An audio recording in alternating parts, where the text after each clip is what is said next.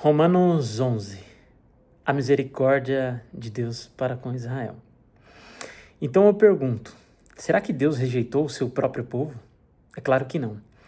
Eu mesmo sou israelita, descendente de Abraão e membro da tribo de Benjamim. Deus não rejeitou o seu povo, que ele havia escolhido desde o princípio. Vocês sabem muito bem o que as escrituras sagradas dizem naquele trecho em que Elias acusa o povo de Israel diante de Deus. Elias disse assim: Senhor, eles mataram os teus profetas e destruíram os teus altares. Eu sou o único que sobrou e eles estão querendo me matar. O que foi que Deus disse a ele? Ele disse: Eu guardei para mim 7.000 homens que não adoraram o Deus Baal. A mesma coisa também acontece agora, isto é, por causa da graça de Deus, ainda existe um pequeno número daqueles que ele escolheu. Essa escolha se baseia na graça de Deus e não no que eles fizeram. Porque se as escolhas de Deus se baseassem no que as pessoas fazem, então a sua graça não seria a verdadeira graça. E isso quer dizer que não foi o povo de Israel que encontrou o que estava procurando. Quem encontrou foi apenas um pequeno grupo de Deus.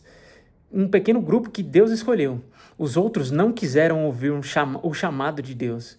Como dizem as escrituras sagradas, Deus endureceu o coração e a mente deles. Deu-lhes olhos que não podem ver e ouvidos que não podem ouvir até o dia de hoje.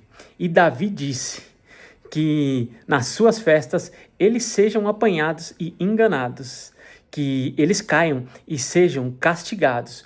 Ó Deus, faze com eles, faze com que eles fiquem cegos e fiquem sempre curvados debaixo do peso das suas dificuldades. Agora eu pergunto, quando os judeus tropeçaram, será que eles caíram para nunca mais se salvarem, se levantarem? E claro que não, é claro que não. Mas por que eles pecaram? A salvação veio para os não-judeus, para fazer com que os judeus ficassem com ciúmes deles. O pecado dos judeus trouxe grandes bênçãos para o povo, e a sua pobreza espiritual trouxe ricas bênçãos para os não-judeus. Então, quando se completa o número de judeus que voltarão para Deus, as bênçãos serão muito maiores ainda. A salvação dos que não são judeus. Agora estou falando a vocês que não são judeus. Enquanto eu for o apóstolo dos não-judeus, terei orgulho do meu trabalho. Talvez eu possa fazer com que os que são da minha própria raça fiquem com ciúmes, e assim seja possível salvar um deles. Porque quando os judeus foram rejeitados, o resto do mundo se tornou amigo de Deus. O que acontecerá então quando eles forem aceitos? Os que estiverem mortos receberão vida? Pois se o primeiro pão assado depois da colheita é dedicado a Deus, isso quer dizer que todos os outros pães também são dedicados a eles. E se as raízes de uma árvore são oferecidas a Deus, os galhos também são deles. Alguns galhos de oliveiras cultivada foram quebrados e um galho de oliveira brava foi exertado nelas. Pois vocês, os não-judeus, são como aquela oliveira brava e agora tomam parte na força e na riqueza espiritual dos judeus. Portanto, vocês não devem desprezar os galhos que foram quebrados. Como é que vocês podem estar orgulhosos? Vocês são somente galhos, não são vocês que sustentam a raiz, é a raiz que sustenta vocês. Porém vocês dirão, sim, mas os galhos foram quebrados, a fim de darem lugar para nós. Isso é verdade, mas lembrem que eles foram quebrados, porque não creram. No entanto, vocês continuam na oliveira, porque creem, e não tenham orgulho disso. Pelo contrário, tenham medo. Se Deus não deixou de castigar os judeus que são como galhos naturais, vocês acham que ele vai deixar de castigar vocês? Vejam como Deus é bom e também é duro. Ele é duro para os que caíram, bom para vocês. e bom para vocês. Se continuarem sempre confiando na bondade dele, senão vocês também serão cortados. E se os judeus abandonarem a descrença, a sua descrença, serão exertados na oliveira cultivada, pois Deus pode exertá-los de novo. Vocês, os não-judeus, são como aqueles galhos de oliveira brava, que foi cortado e enxertado contra a natureza, na oliveira cultivada. Os judeus são como essa oliveira cultivada. Portanto, para Deus será muito mais fácil enxertar de novo na própria árvore deles esses galhos quebrados. A bondade de Deus para todos. Meus irmãos, quero que vocês conheçam uma verdadeira secreta para...